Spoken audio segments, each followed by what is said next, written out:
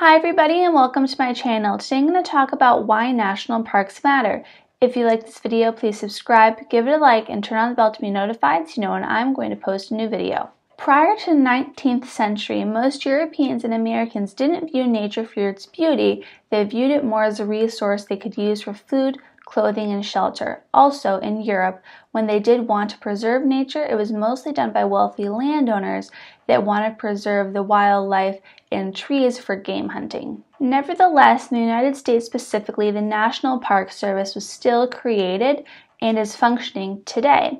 Yellowstone, for instance, was created in 1872, and without environmentalists like John Moore, we would not have as many parks as we do in the US because he lobbied for more of these parks in the American West, and there's many out there today because of him, and many other environmentalists as well. While the National Park Service was around before 1916, nevertheless in 1916, President Woodrow Wilson recreated the National Park Service to consolidate the management under one big federal agency instead of multiple different agencies that were happening before at the time. Today, the National Park Service manages around 84 million acres of land in the U.S. and territories in the U.S.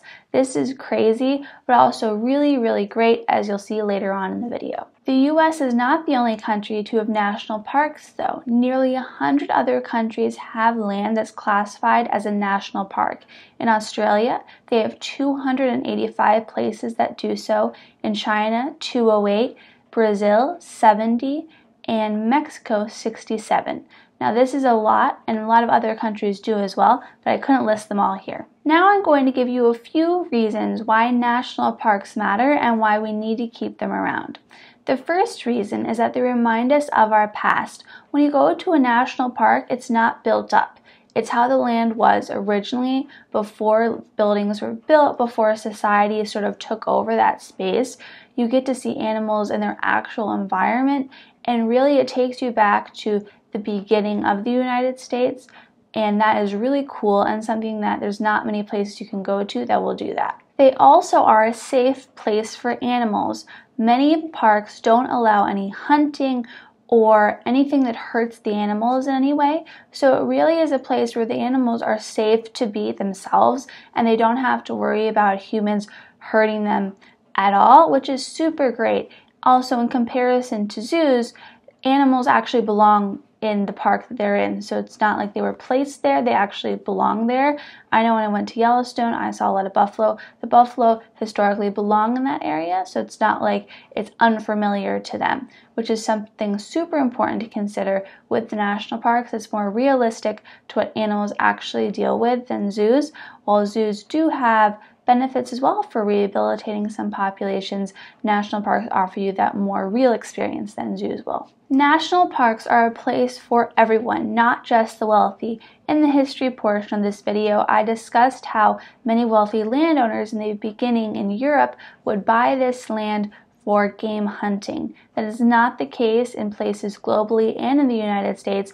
Anyone could go to these parks, which makes it a lot more equitable and something everyone can experience, not just the wealthy. This is super important to consider because a lot of times if you're very wealthy, you can buy things that a lot of people that aren't can't, but in national parks it's more equitable and something that you can experience, I can experience, and it's something that's really great for all of us here in the US and globally. These parks can also help with sequestering CO2 emissions. This is super critical, and as you know, in multiple of my videos, I've talked about how climate change is a huge concern, and this is because of our current CO2 emissions. And at national parks, you have trees and areas that can sequester this carbon, unlike other places throughout the globe that are heavily built up by society.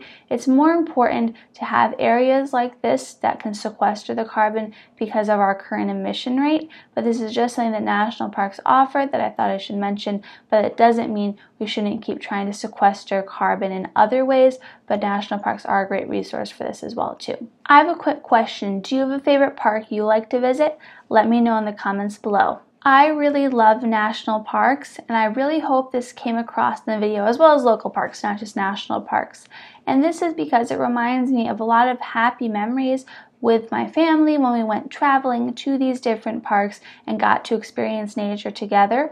Also, it really took me back to the beginning and really allowed me to reflect on how far we've come and how far we still have to go in many ways. And it's also super peaceful. You can really relax when you go to a national park because it's not built up and it's very serene with all the animals and wildlife that are uninterrupted at the park. And I can't overstate this enough. I really appreciated when going to parks to actually see animals where they belonged.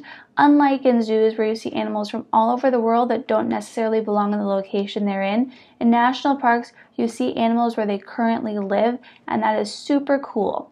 Now, I hope this video encouraged you to go to a park, maybe a local park or a national park nearby, but of course, make sure you're practicing social distancing and being safe, but you can definitely go outside and get some fresh air for sure. I really hope you enjoyed this video. Next Friday, I'm going to discuss pesticides. Are they friends or foe? If you want to learn about sustainability during a pandemic, you can click the video right here. Also, take a picture of this screen right now and I'll shout you out on social media. Just tag me on Instagram or Twitter. Lastly, if you like this video, please subscribe, give it a like, and share it with someone who could benefit. Let's make the world a better place.